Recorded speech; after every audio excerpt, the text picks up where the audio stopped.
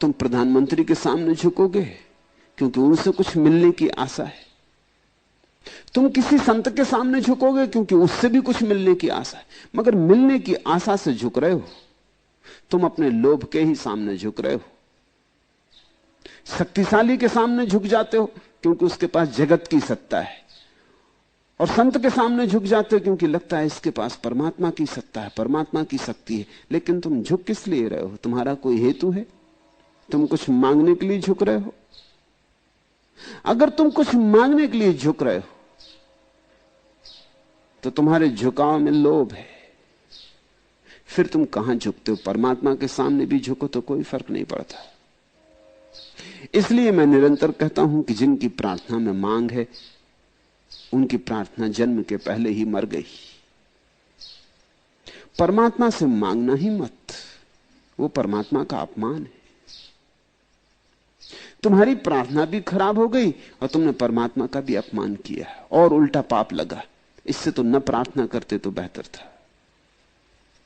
परमात्मा की प्रार्थना का तो अर्थ यही होता है कि अकारण झुके, अहेतुकी। अब तुम्हारा कोई हेतु नहीं, झुकने में मजा आया इसलिए झुके। स्वंतः सुखा है तुलसी रघुनाथ गाथा, मजा आया, स्वंतः सुखा है, कुछ और नहीं मांगना है। ये झुकने में ही आनंद आया,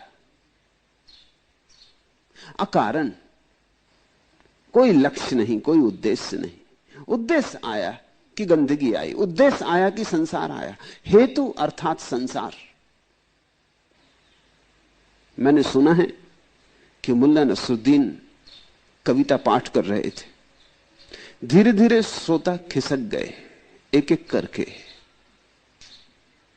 मगर मुल्ला अपनी कविता सुनाने में इतने मस्त थे कि उन्हें इस बात का एहसास ही ना हुआ। कविता समाप्त कर चुके तो उन्हें होश आया, श्रोता के नाम पर एक ही व्यक्ति मौजूद था। मुल्ला गदगद हो गए और उसकी लगे प्रशंसा करने। वह व्यक्ति अनायास अपनी प्रशंसा सुनकर खींच उठा, बोला, अजी बस करिए जनाब, मैं आपकी कविता सुनने नहीं रोका रहा। आप बस में से मेरा सूटकेस उतार लाए थे और मैं आपका, आप मेरा वापस कर दीजिए और यह रहा आपका। मैं यही राह देख रहा हूं कि कब आप कविता खत्म करो, और भी मुझे काम है। अब ये जो आदमी सूटकेस बदलने के कारण बैठ के कविता सुन रहा है, ये कविता सुन रहा होगा, ये गालियां दे रहा होगा कि बंद कर, कहां की बकवास लगा रखी, और भी काम है। हेतु है इसका तो काव्य से चूकेगा। तुमने अगर हेतु से गुलाब के फूल की तरफ देखा तो तुम गुलाब के फूल से चूक गए। तुम अगर माली हो और बाजार में फूल बेचने का काम करते हो और तुमने फूल गुलाब का देखा और तुमने देखा ठीक है 4 आने मिल जाएंगे कि 8 आने मिल जाएंगे, तुम चूक गए गुलाब के फूल से, 8 आने बीच में आ गए। वो 8 आने ज्यादा मूल्यवान है, गुलाब का फूल पीछे पड़ गया। इस गुलाब के फूल में जो अपूर्व घटा था, जो परमात्मा उतरा था, जो परमात्मा ने क्षण भर को झलक मारी थी, वो तुम चूक गए, 8 आने में चूक गए।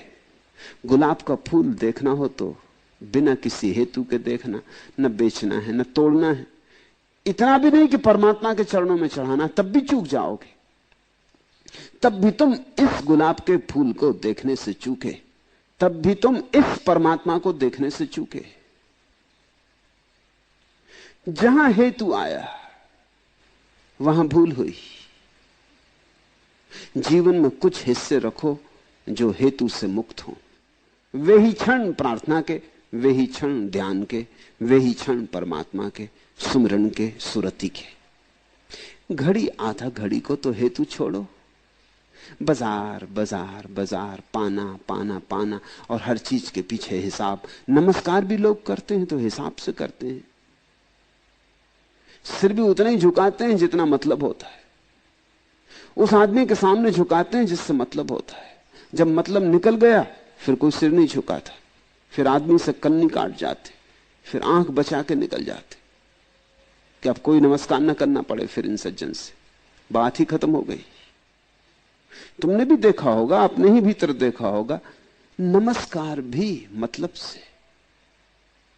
तुमने देखा छोटे मोटे गांव में अगर जाओ तो अभी भी देहात में लोग जयराम जी कर लेते हैं बिना कारण। तुम्हें जानते भी नहीं, तुमसे कोई पहचान भी नहीं, तुमसे कुछ लेना देना भी नहीं। एक अजनबी आदमी गांव से निकल रहा है और देखोगे कई लोग उससे जयराम जी कर लेते। शहर में ये नहीं होता, शहर में लोग ज्यादा समझदार हो गए, जिससे मतलब नहीं उससे जयराम जी क्या करना, अपना कुछ लेना देना नहीं है। ये आदमी अपने रास्ता जा रहा है, हम अपने रास्ता जा रहे हैं, जयराम जी क्यों करना, सिर भी क्यों हिलाना, हाथ भी क्यों उठाना। शहर में लोग ज्यादा समझदार हो गए, गांव में लोग अभी भी ना समझ यानी अभी भी भोले भाले। मगर गांव की बात में कुछ खूबी है, जब गांव में लोग बिना कारण जयराम जी कर लेते हैं तो वो ये कह रहे हैं कि कम से कम जयराम जी तो बिना कारण करो, और सब कर लेना कारण से, कि जिसकी जेब गर्म हो उसको नमस्कार करेंगे। तो फिर तुमने जयराम जी नहीं की। जयराम जी शब्द को सुनते हो? दुनिया में बहुत तरह के नमस्कार के ढंग हैं, लेकिन जैसा ढंग भारत के पास है वैसा किसी के पास नहीं। कोई कहता है गुड मॉर्निंग, सुबह अच्छी, मगर ये भी कोई बहुत बड़ी बात नहीं हुई।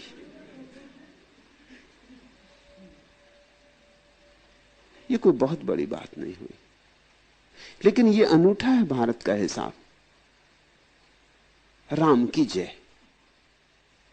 ये राम को याद करने का एक उपाय हो गया। एक अजनबी आदमी गुजरता है, तुम उससे कहते हो जय राम जी, तुम उससे कहते हो भाई राम की जय। तुम्हारी कारण मुझे राम का याद आ गया, तुम्हारा भी धन्यवाद। तुम क्या निकल आए, राम की याद का एक मौका मिल गया।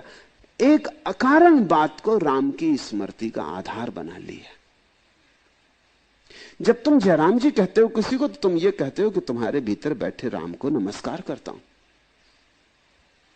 तुम अजनबी हो, लेकिन तुम्हारा राम थोड़ी अजनबी है, उससे तुम्हें उतना ही जुड़ा हूं जितने तुम जुड़े हो।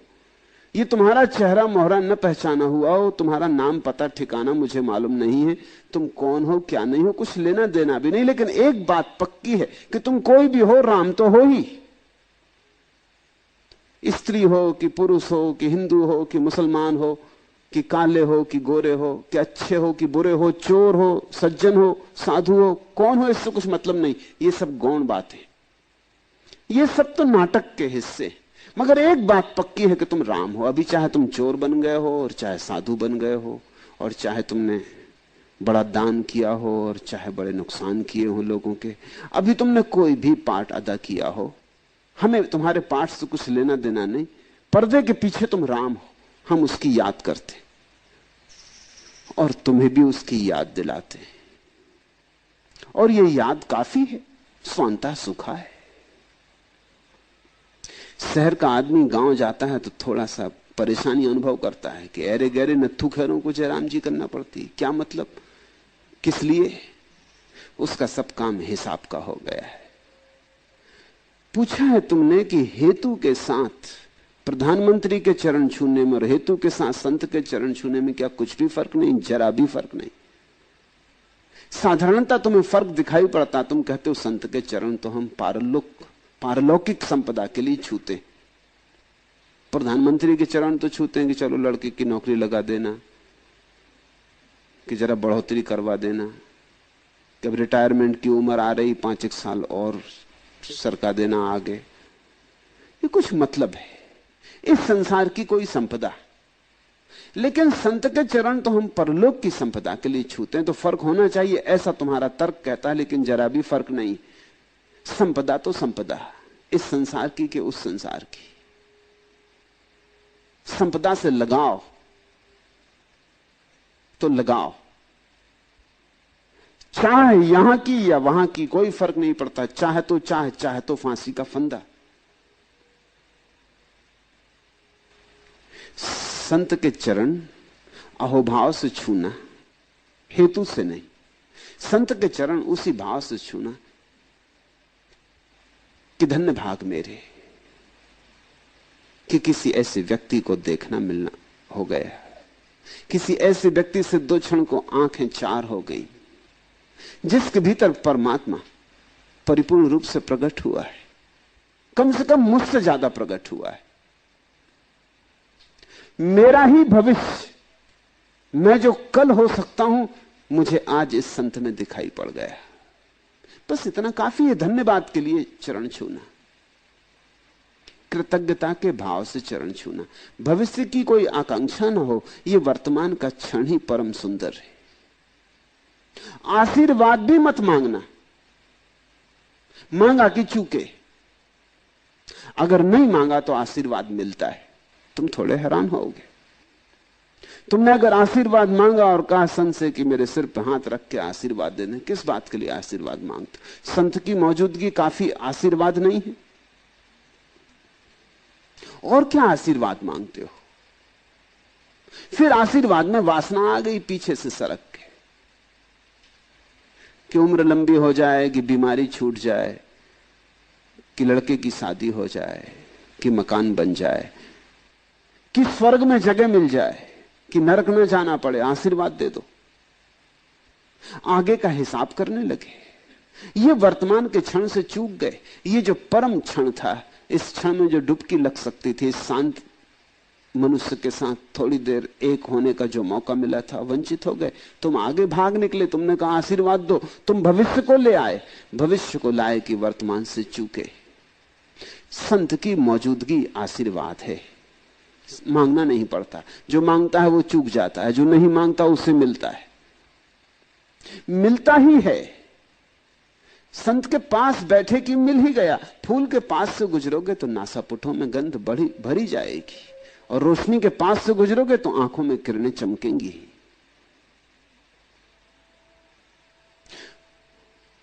ये संत का तूरा बज रहा है, अठपहरा बाजे, इसके भीतर संगीत गूंज रहा है। तुम किस आशीर्वाद को मांग रहे हो? 2 क्षण बैठ जाओ, सत्संग करो। 2 क्षण इस आदमी के साथ हो लो, इसकी रो में बह लो, इसकी लहर के साथ लहर बन जाओ। 2 क्षण को जाने दो तुम्हारा संसार हेतुओं से भरा हुआ और व्यवसाय से भरा हुआ, और यह चाहूं और वह चाहूं और यह हो और वह न हो। छोड़ो वे सब चिंताएं जंजाल। 2 क्षण को इस आदमी के साथ हो लो। ये आदमी सब चिंताएं और जंजाल छोड़कर किस परम आनंद के भाव में विराजमान है। अनहद में विश्राम। इस आदमी का अनहद में विश्राम हो रहा। थोड़ी देर तुम भी तो अनहद में उतरो, वही आशीर्वाद है।